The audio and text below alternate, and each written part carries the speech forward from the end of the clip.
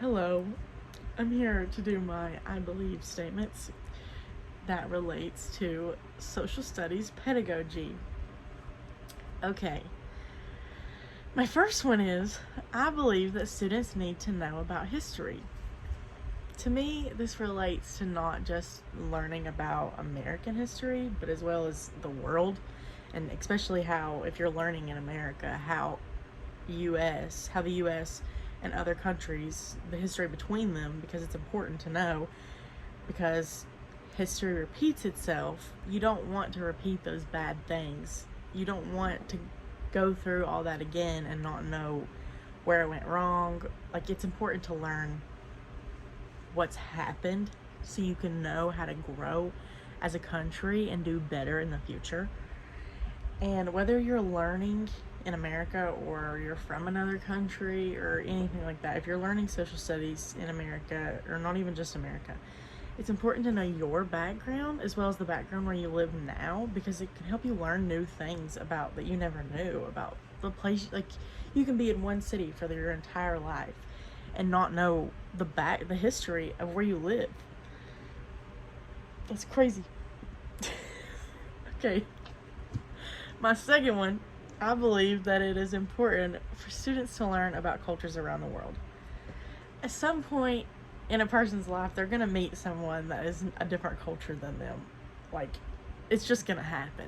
So it's important for them to be able to recognize that culture and be able to understand them. And if it's a culture they don't know, to be able to learn about that culture in a respectful way, and not just learn about it, but celebrate your differences between me and my Muslim friend. Like, our cultures are completely different. However, we celebrate each other without bringing each other's cultures down or finding bad differences.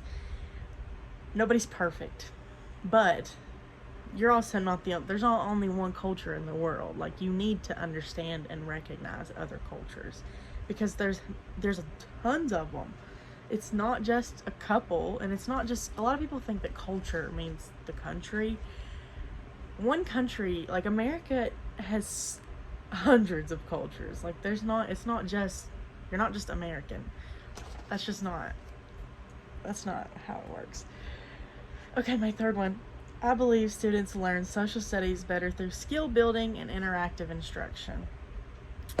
We're always told, and even in my personal experiences, students remember lessons and information from lessons better when you're doing something, like hands-on. Like, if you're sitting there in a lecture, they're not gonna remember what you said about Abraham Lincoln. But if you get them up and do like a role play scenario, they're gonna remember that time in the 4th grade when they got to be Abraham Lincoln. They're just gonna learn so much better. And to them, whether it's elementary school or even high school, everybody, even adults, learn better when they're not bored. If they're bored of the information, you can take the most boring information in the world and make it fun for students, and they will retain it. If it's boring, they're not going to listen to a word you're saying, because they don't care. They don't think it's important to them, and they don't think they're ever going to need to know it. Whether they need to know it or not, and you have to teach it because it's part of your curriculum, at least make it fun. I mean, it's boring as the teacher also to not make it fun for them. Plus, it shows them that it can be useful in a real life scenario. My fourth one. I believe that teachers should find opportunities to create windows and mirrors for students when instructing social studies. So this goes the same for reading, whether your social studies is a direct curriculum or it's incorporated in reading. It's important that when you're teaching social studies, that they can see themselves in a mirror. Like, if you need to make it relatable in a way that's personal to them. Whether that means they need to be able to see themselves in the work.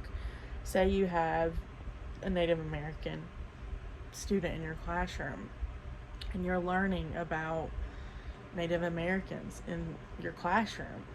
They need to be able to see not only see themselves and their family and culture in the lessons, but in a positive way. You don't want them reading stuff not all the time, where their people are negative or always doing bad things, because that reflects on them and they see themselves that way, and they're like, well, I don't they just don't it's not good for them to see themselves always in a negative sense that they're already probably hearing.